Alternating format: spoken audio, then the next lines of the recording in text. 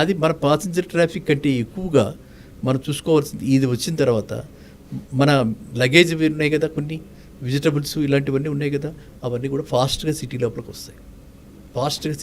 వస్తాయి. అంటే వాళ్ళు ఒక పాయింట్ దాకా వచ్చి ఆ పాయింట్ తర్వాత వాళ్ళు మెట్రోలోకి షిఫ్ట్ అవుతారు. ఓకే, ఎల్బీ నగర్కి వరకు వాళ్ళు ఎల్బీ నగర్లో మళ్ళీ మన మెట్రో ఎక్కి హైటెక్ సిటీకి వచ్చేస్తారు. ఆ విధంగా ఇది మనందరికీ కూడా ట్రాఫిక్ ఈజ్ చేయబోతుంది.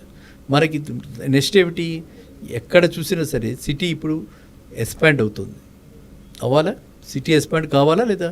కాకపోతే ఏమవుతుంది, రద్దీగా ఉంటే ఇప్పుడు ఇన్ని ప్రాబ్లమ్స్ ఉన్నాయి ఆల్రెడీ. మనకి పొల్యూషన్ ప్రాబ్లమ్స్ ఉన్నాయి, తర్వాత మనకి ఆటోమేటిక్గా మనకి ఎప్పుడైతే pollution, asthma, health problems, health hazards అన్నీ ఇవన్నీ కూడా కంట్రోల్లోకి తెచ్చుకోవాలి అంటే రీజనల్ రింగ్ రోడ్డు మనకి మస్ట్ అండ్ షుడ్ హ్యావ్.